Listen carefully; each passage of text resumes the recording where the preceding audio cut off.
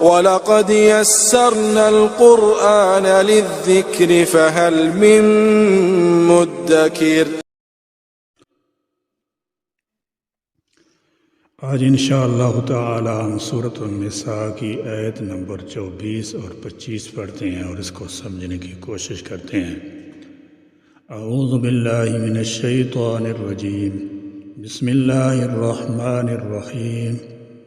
والمحصنات من النساء إلا ما ملكت أيمانكم كتاب الله عليكم وأحل لكم ما وراء ذلكم أن تبتغوا بأموالكم محصنين غير مسافحين، فما استمتعتم به منهن فآتوهن أجورهن فريضة، ولا جناح عليكم فيما تراضيتم به من بعد الفريضة، إن الله كان عليما حكيما۔ والمحصنات، اور حرام ہے شادی شدہ، والمحصنات، اور حرام ہے شادی شدہ۔ محصنہ کا ایک معنی تو خاوند والی عورت ہے اور اس کا دوسرا معنی پاک دامنہ بھی ہوتا ہے، گویا محصنہ عفت کے معنی میں بھی استعمال ہوتا ہے۔ بہرحال یہاں پر محصنہ کا معنی منکوہ یعنی خاوند والی عورت ہے۔ اللہ تعالیٰ جل شانہ نے فرمایا کہ یہ عورت بھی اپنے خاوند کے علاوہ دوسرے لوگوں کے لیے حرام ہے، تاہم یہ قسم وقتی محرمات میں سے ہے، ابدی نہیں۔ کوئی منکوحہ عورت طلاق یا بیوگی کے بعد دوسرے شخص کے نکاح میں جا سکتی ہے۔ من النساء، عورتیں بھی، من النساء، عورتیں بھی، الا مگر، الا مگر، ما جن کے مالکت مالک ہو جائیں، مالکت مالک ہو جائیں، ایمانکم تمہارے دانے ہاتھ، ایمانکم تمہارے دانے ہاتھ، کتاب اللہ یہ لکھ دیا اللہ نے، کتاب اللہ یہ لکھ دیا اللہ نے، علیکم تم پر، علیکم تم پر، وہ خلہ اور حلال کر دی گئی ہیں، وہ خلہ اور حلال کر دی گئی ہیں، لکم تمہارے لیے، لکم تمہارے لیے، ما وراء جو علاوہ ہیں، ما وراء جو علاوہ ہیں، ذالکم ان کے، ذالکم ان کے، ان تبتغوا بشرطے کہ تم تلاش کرو، ان تبتغوا بشرطے کہ تم تلاش کرو، باموالکم اپنے مالوں کے بدلے، باموالکم اپنے مالوں کے بدلے، محسنین قید نکاح میں لانے والے ہو، محسنین قید نکاح میں لانے والے ہو، غیر مسافحین نہ کہ بدکاری کرنے والے، غیر مسافحین نہ کہ بدکاری کرنے والے، فما استمتعتم پھر جو تم نفع حاصل کرو، فما استمتعتم پھر جو تم نفع حاصل کرو یعنی لذت حاصل کرو، بھی اس کے بدلے، بھی اس کے بدلے، منہن ان میں سے، منہن ان میں سے، فآتوہن تو تم دو ان کو، فآتوہن تو تم دو ان کو، اجورہن فریضہ ان کے مہر مقرر شدہ، اجورہن فریضہ ان کے مہر مقرر شدہ، ولا اور نہیں، ولا اور نہیں، جناح کوئی گناہ، جناح کوئی گناہ، علیکم تم پر، علیکم تم پر، فیما اس کمی بیشی میں جو، فیما اس کمی بیشی میں جو، تراضیتم تم باہم رضامند ہو جاؤ، تراضیتم تم باہم رضامند ہو جاؤ، بھی اس کے ساتھ، بھی اس کے ساتھ، من بعد الفریضہ مقرر کر لینے کے بعد، من بعد الفریضہ مقرر کر لینے کے بعد، انا بے شک، انا بے شک، اللہ اللہ اللہ اللہ، کانا ہے، علیماً خوب جاننے والا، علیماً خوب جاننے والا، حکیماً بڑا حکمت والا، حکیماً بڑا حکمت والا۔ محرمات کی پہلی قسم نسبی اعتبار سے ہے، جیسے ماں بیٹی بہن وغیرہ۔ دوسری قسم رضائی ہے، اس میں وہ رشتے آتے ہیں جو دودھ میں شرکت کی بنا پر پیدا ہوتے ہیں۔ تیسری قسم مساہرت کی ہے، یعنی وہ رشتے جو دامادی اور سسرالی کی وجہ سے وجود میں آتے ہیں۔ گزشتہ درود میں تینوں قسم کے محرمات نکاح کا تذکرہ ہو چکا ہے۔ آج کے درس میں محرمات کی چوتھی اور آخری قسم کا بیان ہے، اور اس میں منکوح عورتیں آتی ہیں۔ ارشاد والمحصنات من النساء، اور خامد والی یعنی منکوح عورتیں بھی تم پر حرام ہیں۔ مقصد یہ ہے کہ جو عورت کسی شخص کے نکاح میں ہے اس کے ساتھ کوئی دوسرا شخص نکاح نہیں کر سکتا۔ نکاح آسانی کے لیے پہلے نکاح کا فیصلہ ہونا ضروری ہے، اور اس کی دو صورتیں ہیں، یا اس منکوحہ عورت کا خامند خود طلاق دے دے یا وہ فوت ہو جائے تو عدت گزارنے کے بعد وہ عورت کسی دوسرے شخص کے ساتھ نکاح کر سکتی ہے۔ ان دو صورتوں کے علاوہ تیسری کوئی صورت نہیں جس کی روح سے کسی ایسی عورت سے نکاح کیا جا سکے جس کا نکاح پہلے کسی کے ساتھ ہو چکا ہے، یعنی جن عورتوں کی حرمت بیان ہو چکی ہے ان کے سوا سب حلال ہیں، 4 شرطوں کے ساتھ۔ اول یہ کہ زبان سے ایجاب قبول دونوں طرف سے ہو جائے، دوسری یہ کہ مال یعنی مہر دینا قبول کرو، تیسری یہ کہ ان عورتوں کو قید میں لانا اور اپنے قبضہ میں رکھنا مقصود ہو، صرف عیاشی اور شاہوزرانی مقصود نہ ہو جیسے کہ زنا میں ہوتا ہے، یعنی ہمیشہ کے لیے وہ اس کی زوجہ ہو جائے، یعنی بیوی بن جائے، چھوڑے بغیر کبھی نہ چھوٹے۔ مطلب یہ کہ کوئی مدت مقرر نہ ہو، اس سے متع کا حرام ہونا معلوم ہو گیا جس پر اہل حق کا اجماع ہے۔ چوتھی شرط جو دوسری آیتوں میں مذکور ہے وہ یہ ہے کہ مخفی طور پر دوستی نہ ہو، یعنی کم سے کم 2 مرد یا 1 مرد یا 2 عورتیں اس معاملہ کی گواہ ہوں۔ اگر بدون 2 گواہوں کے ایجاب قبول ہوگا تو وہ نکاح درست نہ ہوگا، زنا سمجھا جائے گا۔ الغرض اللہ نے جو بھی احکام نازل فرمائے ان میں ہر لحاظ سے بہتری ہے، اور جن عورتوں سے نکاح حرام ٹھہرایا گیا ہے اس میں بھی مصلحت ہے۔ جائز نکاح کے ساتھ جو شرائط اور پابندیاں عائد کی ہیں ان میں بھی حکمت پوشیدہ ہے۔ انسان کا فرض ہے کہ اللہ تعالیٰ جل شانہ کے مقرر کردہ قوانین پر صدق دل سے یقین رکھے اور ان پر عمل پیرا رہے، کیونکہ ان اللہ کان علیم حکیمہ، بے شک اللہ تعالیٰ ہر چیز حتیٰ کہ ہر ضعف، کمزوری، حاجت اور پریشانی کو جانتا ہے، اس کی ہر بات اور ہر حکم حکمت پر مبنی ہے۔ اللہ تعالیٰ جل شانہ کے ہر حکم میں حکمت پوشیدہ ہے، لہذا انسان کی لازم ہے کہ اس کی تعمیل کرے۔ وَمَن لَّمْ يَسْتَطِعْ مِنكُمْ طَوْلًا أَن يَنكِحَ الْمُحْصَنَاتِ الْمُؤْمِنَاتِ فَمِمَّا مَلَكَتْ أَيْمَانُكُم مِّن فَتَيَاتِكُمُ الْمُؤْمِنَاتِ وَاللَّهُ أَعْلَمُ بِإِيمَانِكُم بَعْضُكُم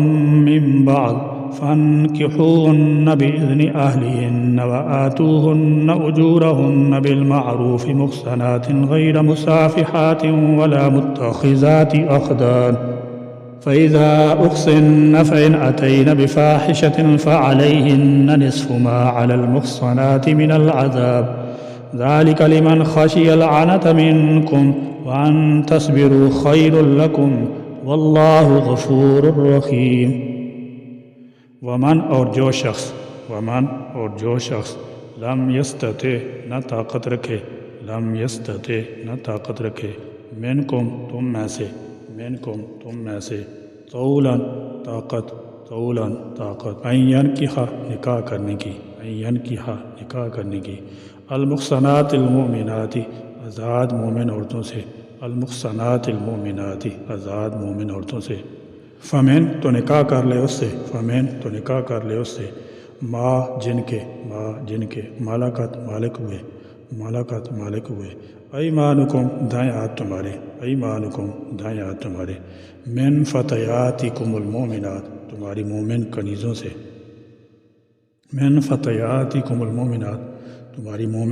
سے یعنی لونڈیوں سے واللہ اور اللہ عالم خوب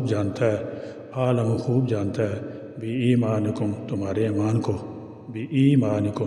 ایمان کو بعضکم ایک تمہارا من بعض دوسرے سے ہے فانکحوہن چنانچہ تم ان سے نکاح کر لو باذن اہلہن ان کے مالکوں